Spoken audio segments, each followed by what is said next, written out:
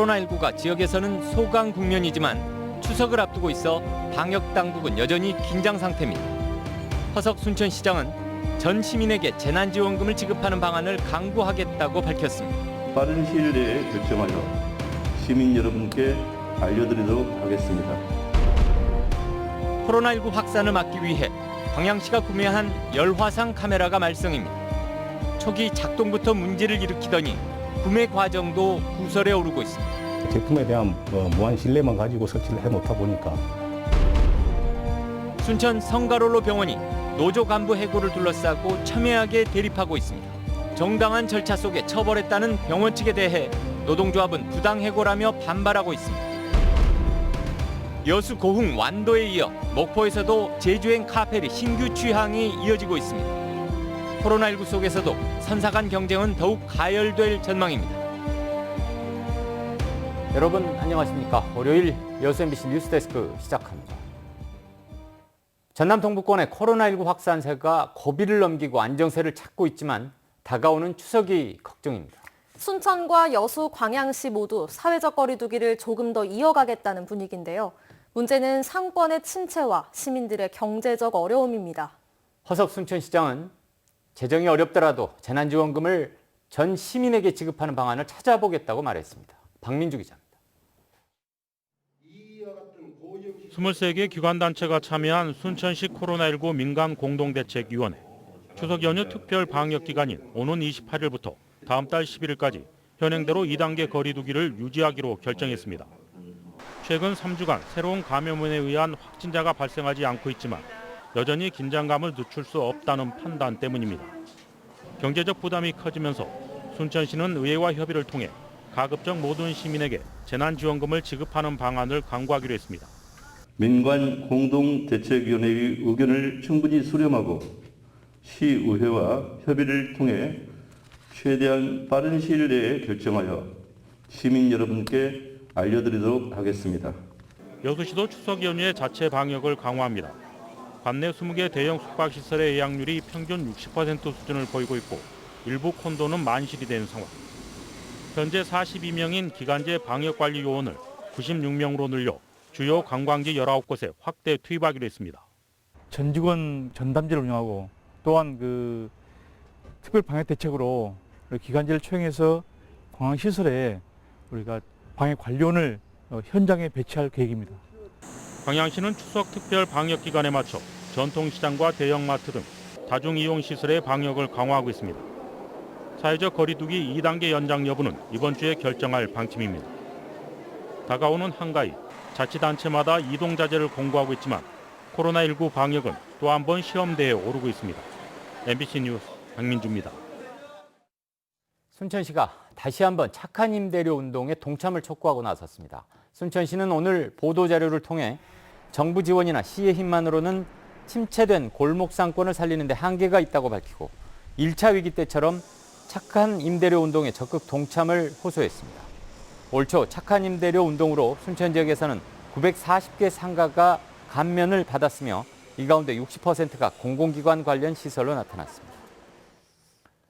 여수시민협과 여수지역사회연구소 등 7개 시민단체들이 추석 전 재난지원금 지급을 요구하며 항의 집회를 열었습니다. 단체들은 오늘 여수시의회 앞에 모여 재난 상황으로 고통스러운 한 해를 보내고 있는 여수 시민들의 생계와 지역경제 부양을 위해 전 시민 재난지원금이 시급하다며 추석 전 지급을 권오봉 시장과 시 집행부 측에 촉구했습니다. 7개 단체들은 400억 원이 소요되는 시청 별관 신축 등에 반발하며 이달 초부터 여수시 학동과 시의회 등지에서 릴레이 시위를 펼쳐오고 있습니다. 코로나19 확산에 대비해 요즘 지자체마다 예산을 편성해 열화상 카메라를 확보하고 있는데요. 광양시에서는 확보해 놓은 장비가 오작동되는가 하면 구매 당시 특혜 의혹까지 제기되면서 이를 확인하기 위한 위원회가 본격 조사 활동에 들어갔습니다. 김종수 기자가 보도합니다. 입구에 설치된 열화상 카메라 앞에 서자 얼굴 인식과 온도 측정이 자동으로 이루어집니다. 잠시 후 일반 사진을 카메라에 갖다 대도 정상적으로 인식돼 통과가 가능해집니다. 이와 같은 인식 오류 카메라가 광양시 곳곳에 설치된 때는 지난달 중순쯤. 빠른 입장을 위해 생체 인식을 제외하고 얼굴 인식 시스템만 켜둔 게 원인으로 지목되면서 최근에서야 장비 점검이 이루어졌습니다. 이게 정상적으로 작동이 되는지, 혹여라도 이상 체온을 가진 사람들이 실제로 이게 걸러지는지 이런 것을 좀 봤어야 되는데 그런 걸 보지 않고 그냥 제품에 대한 무한 신뢰만 가지고 설치를 해놓다 보니까 대당 200여만 원을 웃도는 장비를 사들이면서 업체 선정 과정 역시 구설에 올랐습니다. 수의계약 조건인 5천만 원 미만의 예산이 투입돼 공개 입찰은 없었지만 업체 두 곳의 견적서만 비교해 구매를 진행한 사실이 알려져 평가 기준을 두고도 곱지 않은 시선이 이어지고 있습니다. 공개 경쟁 입찰로 구매하지 않은 것은 합리적 의심이 들며 수의계약 업체 선정 과정의 공정성과 투명성 확보가 결여된 것으로 보여집니다. 이에 대해 광양시는 코로나19 상황에 대응하기 위해 신속한 구매가 필요했고 선정된 업체와 장비 역시 공신력과 가성비가 높았다며 부당한 개입은 없었다고 강조했습니다. 선제적으로 대응하기 위해서 하루라도 빠른 배치가 필요하였으므로 관련 규정에 따라서 저희가 추진하였습니다. 다음에 이러한 상황이 발생할 경우에는 조금 더 신중하게 접근하도록 하겠습니다. 코로나19 여파 속에서 관내 최초로 전자출입명부와 긴급재난생활비를 도입해 호응을 얻었던 광양시. 그러나 시민 안전을 위한 장비 구매 과정에서 미숙한 행정을 드러냈다는 비판이 나온 점은 새겨들어야 할 부분입니다. 한편 이번 논란을 해소하기 위해 각계각층에서 참여하는 민간합동조사위원회가 본격적인 활동을 시작해 결과가 주목됩니다. MBC 뉴스 김종수입니다. 여수 국가산단의 산업용지가 크게 부족한데도 일부 기업들이 토지만 소유한 채 장기적으로 방치하고 있다는 지적이 나왔습니다. 여수시의회 소가진 의원은 오늘 본회의 10분 발언에서 여수산단 내 K기업의 경우 9만 8천 평을, B기업의 경우 6만 평을 확보하고 있으면서도 별다른 사용 계획 없이 유휴지로 방치하고 있다며 부도덕한 행태라고 지적했습니다. 송 의원은 그러면서 현재 여수산단 내 약 23만 4천 평의 산업용지가 부족한 것으로 파악되고 있다며 연말 폐지가 확정된 호남화력발전소와 회처리장 부지 14만 평을 신규 투자 용지로 환원해야 한다고 주장했습니다. 앞으로 20년 사이에 도내 시단위 지자체의 대부분에서 인구수가 감소하고 있는 것으로 조사됐습니다. 전라남도가 발표한 장래인구 특별추계에 따르면 오는 2037년 도내 인구수는 168만 명으로 20년 동안 6% 감소하며 나주시를 제외하고 여수, 순천, 목포, 광양 등 시단위 기초단체의 인구수도 감소할 것으로 보입니다. 또 도내 지자체의 인구수는 순천시가 25만 7천 명으로 가장 많고 구례군이 2만 6천 명으로 가장 적을 것으로 예상됐습니다. 여수에 이어 최근 고흥 녹동항에서도 제주행 신규 항로가 취항했다는 소식 전해드렸는데요. 이번에는 국내 조선소에서 건조한 2만 7천 톤급 초대형 카페리가 목포 제주 항로에 등장했습니다. 박영훈 기자가 취재했습니다. 축구장보다 길고 7층 높이인 카페리가 항구의 모습을 드러냈습니다.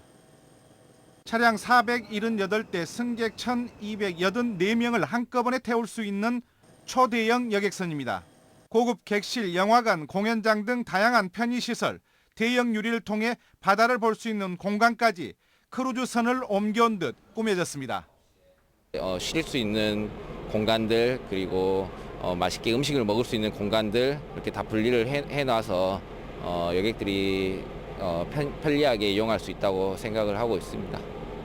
현대 미포조선에서 설계에서부터 2년 만에 건조된 것으로 공개 행사에 이어 오는 29일 목포 제주 항로에 첫 투입됩니다. 목포, 완도, 여수, 부산, 고흥 등 5곳에서 오가는 제주 항로에 2만 톤급 카페리 시대가 본격 열리는 겁니다. 획기적으로 무언가 위기 속에 기회가 있다고 한번 이때 저희들이 좀 열심히 하면 연안 해운업계도 새로 도전의 그런 기회가 될 것 같고 좋은 선박으로 이용객들에게는 또 기쁨을 드릴 수 있을 것 같고 여수 완도에서 제주를 오가는 또 다른 선사에선 할인 행사, 반려동물을 함께 태울 수 있는 이른바 펫존을 확대해 승객들에게 손짓하고 있습니다. 오는 2022년에는 진도에서 새 여객선이 취항하는 등 제주 항로의 경쟁은 계속될 전망입니다. MBC 뉴스 박영훈입니다.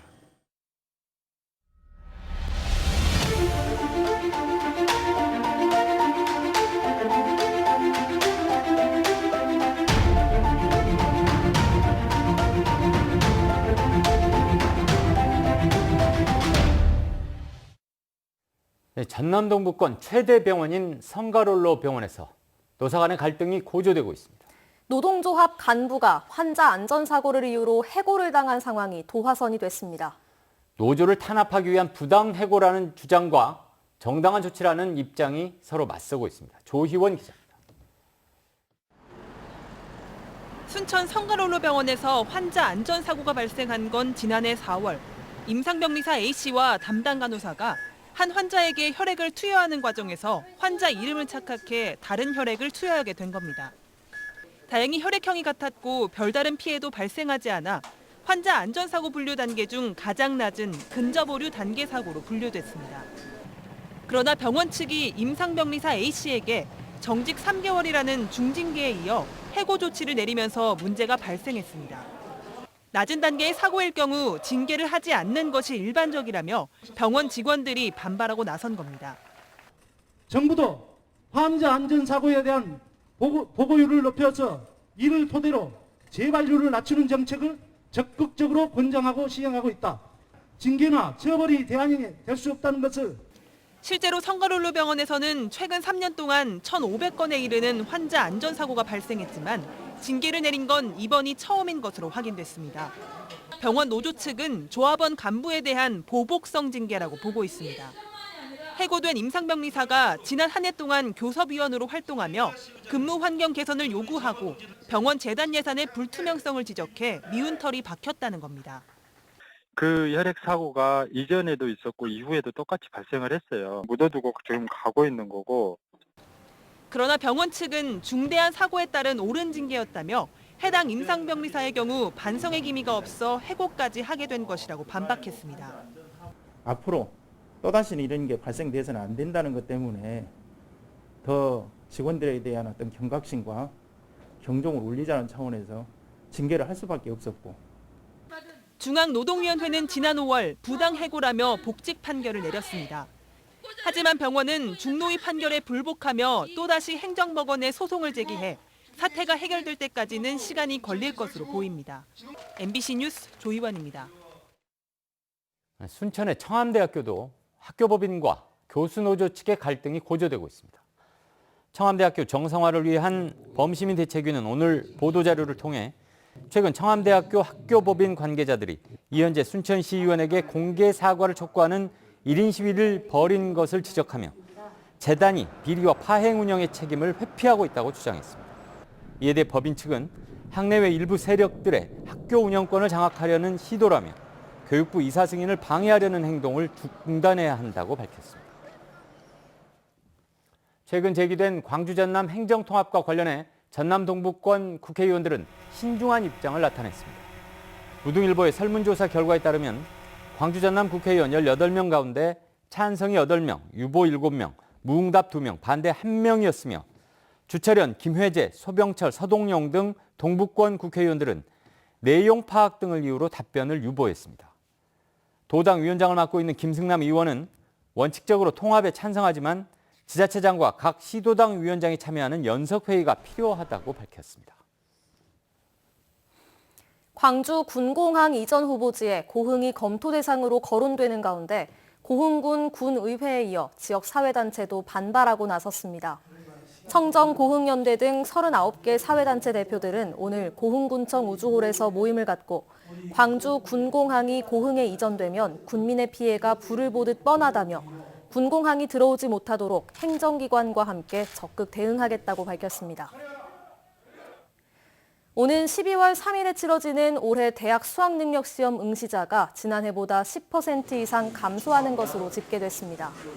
응시원서 접수 결과 광주 지역 지원자는 16,378명으로 지난해보다 11.8% 감소했고 전남 지역 응시자도 지난해보다 11.2% 줄어든 14,208명으로 집계됐습니다.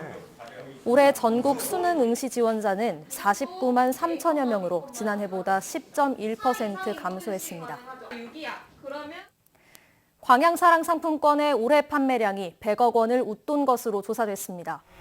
광양시는 올해 1월부터 10%의 할인율을 적용해 상품권을 판매한 결과 총 매출이 110억 원을 기록했으며 내년 초 할인 판매 재개 전까지 일반 판매로 전환할 예정이라고 밝혔습니다. 광양시는 코로나19 극복을 위해 지급된 지원금과 기업 구매 등의 영향으로 모두 730여억 원의 상품권이 유통돼 지역 경기 활성화에 도움이 될 것으로 기대하고 있습니다. 전남도 의회가 농작물 재해보험 대상 품목 확대를 정부에 건의했습니다.